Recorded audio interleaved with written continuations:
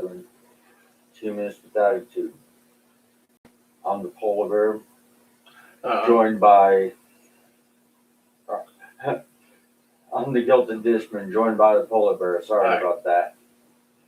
And there's been a couple of things in the news lately that I just can't stand. And what did you want to tell us about?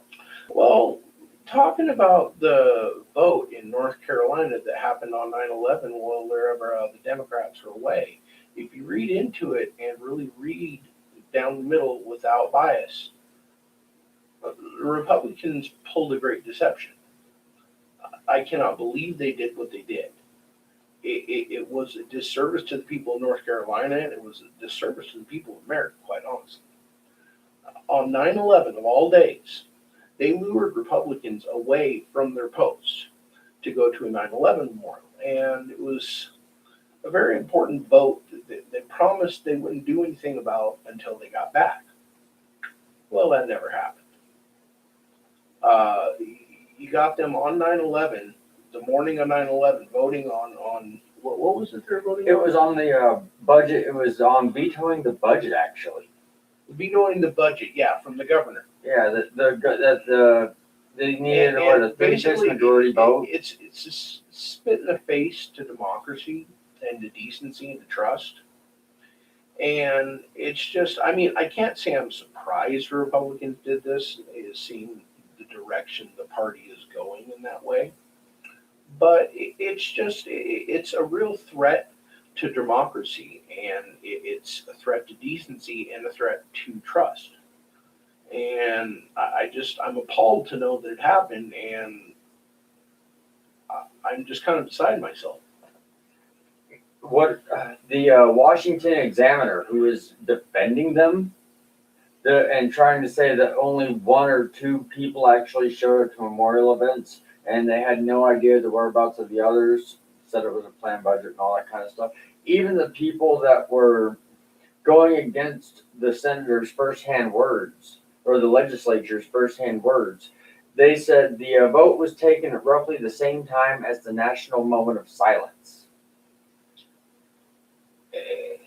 And once again, I'm beside myself because of all of this.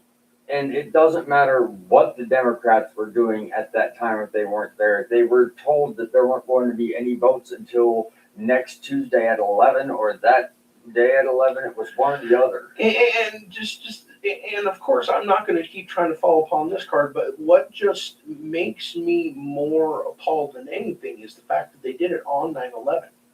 The fact that the Democrats were attending a 9/11 memorial service and got the assurance and reassurance from the Republicans that they would not vote or anything near to it while they were gone.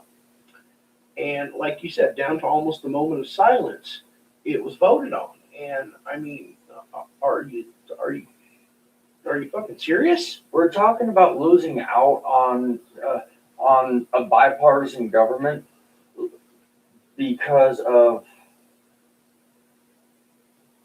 them taking advantage of a tragedy. That's the bottom line. I don't think there's anything more that can be said about how just wickedly awful it is to plan and coordinate something like this for a day when we're supposed to be remembering not only the 2,000 that died, 3,000 that died in the towers, but more than anything, those people in Pennsylvania. Yeah. That's mainly who I think about during 9/11. And the Pentagon. Yeah, and the Pentagon. You can't forget about the Pentagon. But it's just, to use the 18th anniversary of the largest recorded attack on American soil ever as an excuse to go behind the backs of democracy and just do what you want. Really? So I don't really have much more to say on the matter other than, honestly, I'm appalled, but coming from the Republicans, I'm not surprised. Well, the high schools are getting another attack on them. And this time it's a political attack.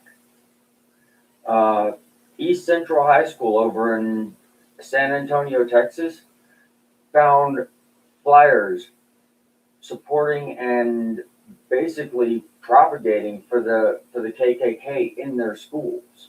Yeah, I'd heard about that too, and I believe that was in what, Oklahoma and Texas? No, it wasn't Texas. It was in San Antonio. Okay, it was in Texas, but yeah, I mean, can you believe in 2019 we have the KKK recruiting outside of schools?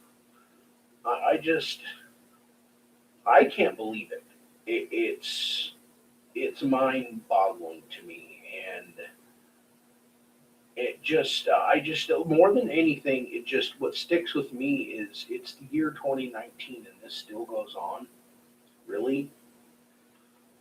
Wasn't there a whole civil rights movement and stuff that we had to kind of address this? I thought we were working towards something 50 years ago. Yeah, well, But exactly. We've even got police that are endorsing and supporting the KKK. Charles Anderson in Michigan was selling his home proud of the fact that he had a framed KKK application hung up on his wall. Yes, I heard about that. Police officer that had KKK memorabilia proudly displayed in his home and lost his job because of it. Rightfully so, honestly. Yes. Because, I mean, honestly, I have a bit of a strange stance when it comes to police officers. I think you should pass a battery of tests. Written, psychological, I mean, they need Why a scans on psychological your- evaluation is not necessary for a police officer is fucking beyond me. Beyond me. There should be scans done to your brain to make sure you're the right individual. And they can give you a gun and go out there and trust you to protect the city. And not corruption, racism, power abuse, brutality. The list goes on and on.